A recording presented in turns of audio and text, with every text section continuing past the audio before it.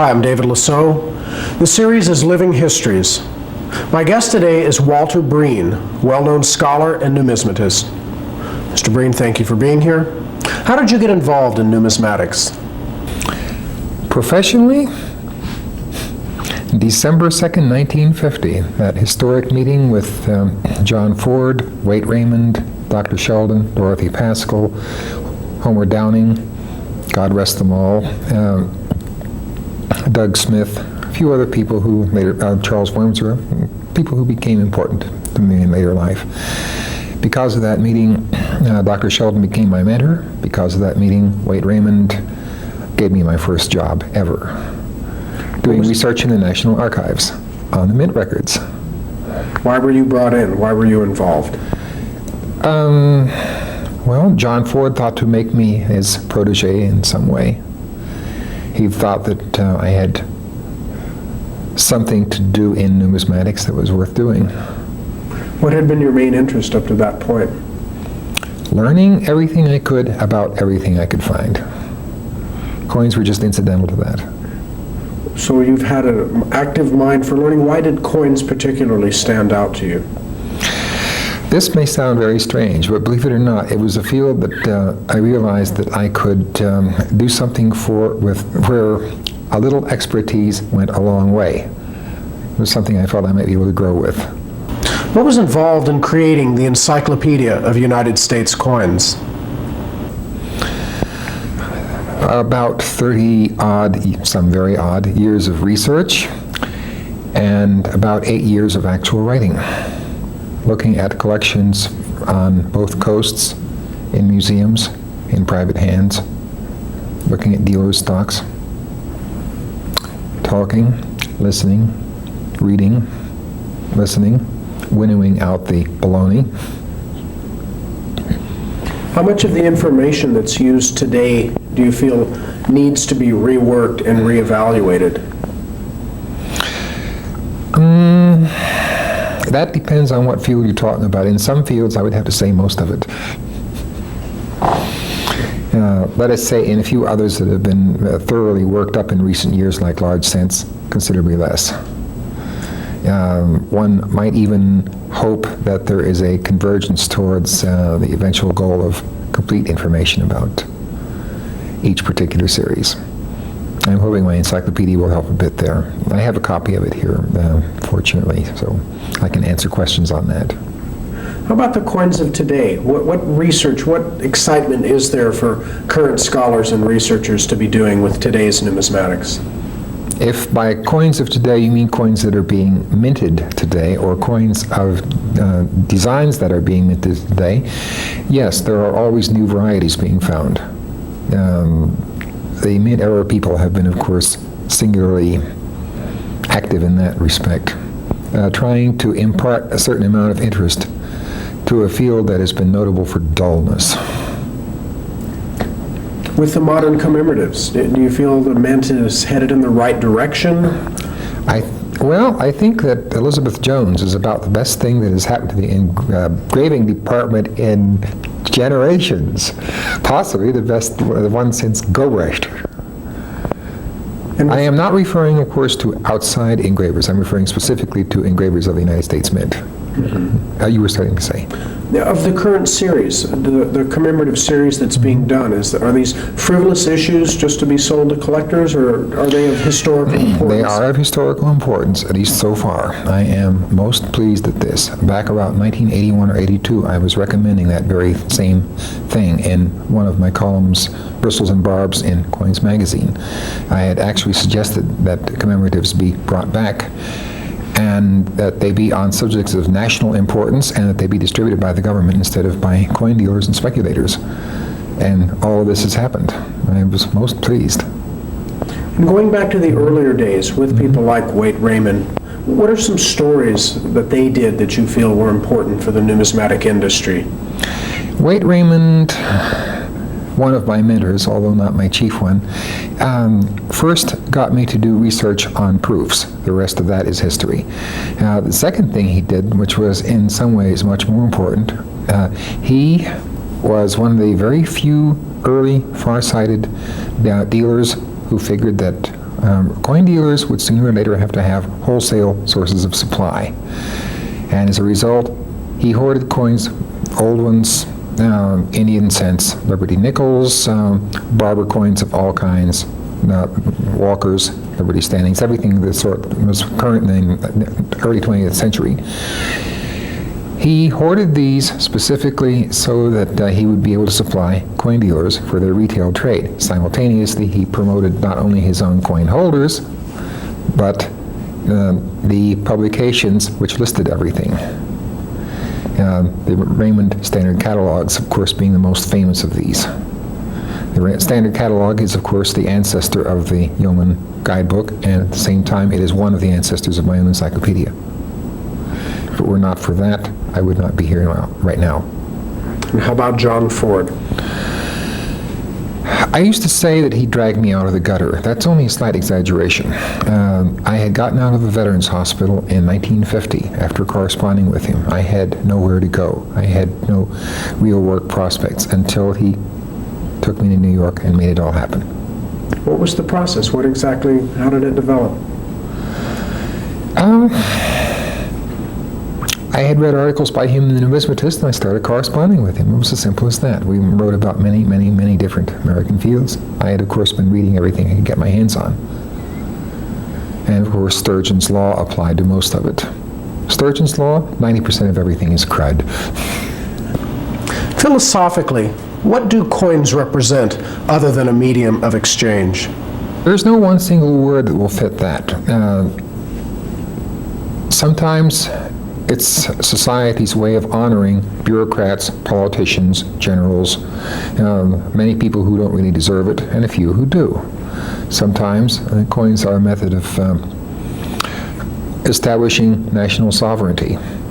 That's what the first U.S. coins did, the ones with Liberty, Parent, Science, and Industry on them.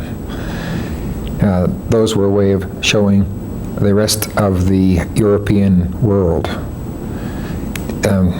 We, the United States of America, are not a ragtag and bobtail of rebels. We are a sovereign nation in our own right. We can issue silver coins the same way as any of the rest of you do, and to much the same standards.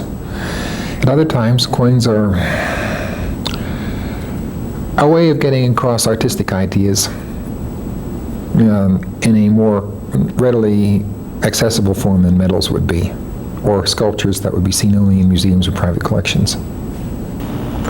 In the role of coinage from the Lydian kings to the present day, how do United States coins fit in? What did they represent? Among other things, it was the very first ever coinage to embody the decimal system. We were ahead of the French by a few years. What else? As far as I know, it was the first coinage by a republic of independent sovereign states instead of a king or an archbishop or a local warlord. And in those two respects, American coinage was unprecedented and will retain its historical importance just because of those. You spoke of the depictions on coins. Where's the trend going now? They're talking about changing our coinage designs, putting current themes on it rather than heroes, historical figures. What are your thoughts there? Well, I'm going to have to wait and see just what themes they try to put on the coins. What themes would you put on?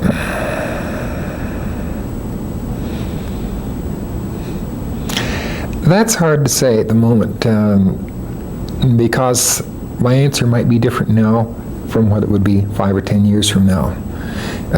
I would like to see more having to do with the space program, not merely the eagle landing on the moon, which was a superb metaphor when it came out, but seems not to have been well served by where it appeared.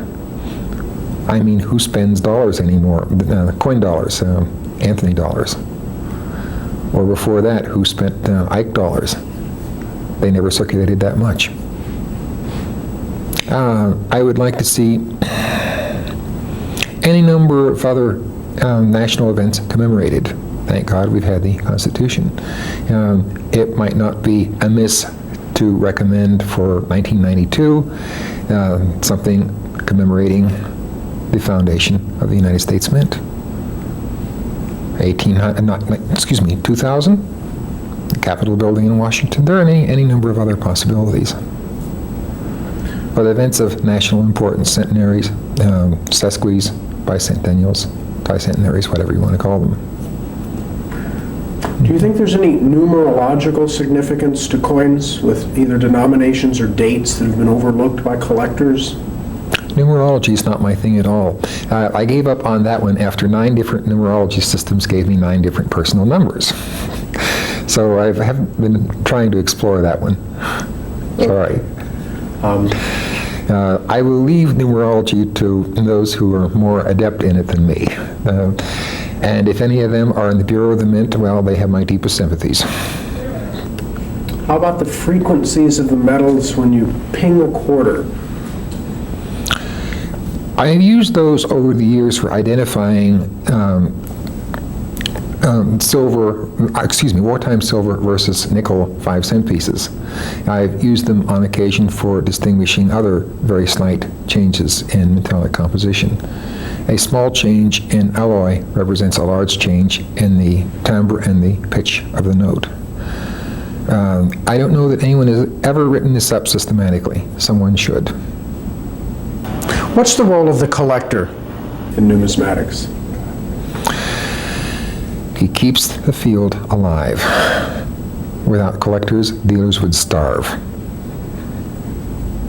Or they'd go into something else, like baseball cards maybe, or comic books. What other areas would you consider worthwhile of scholastic study for the collector? Well, this may sound very strange coming from me, but believe it or not, I have found that there is a considerable amount of increasing scholarly interest in comic books as an art form. We have the Japanese to thank for that.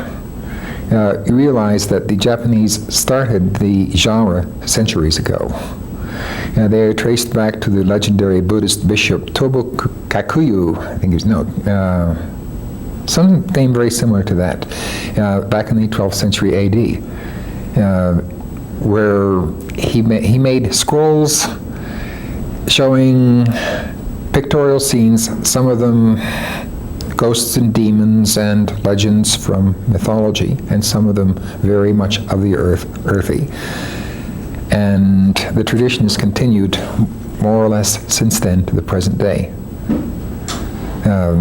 So that in Japan there is a Dr. Osamu Tezuka who deserves to be declared a national cultural treasure, who is responsible for the modern genre of manga, or pictorial artistic comics. He even did one on the life of the Buddha, for God's sake.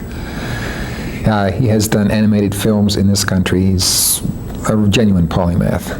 And because of people like him that I think there's likely to be in this country and elsewhere a tremendous interest in comics. But of course, we've gone very far afield from numismatics.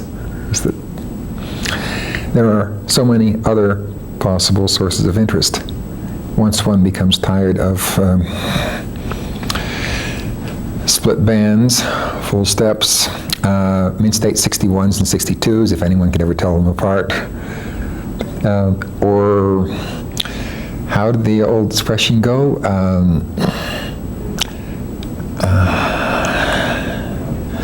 What is it? Barbers and walkers and camems, oh my, or however it went.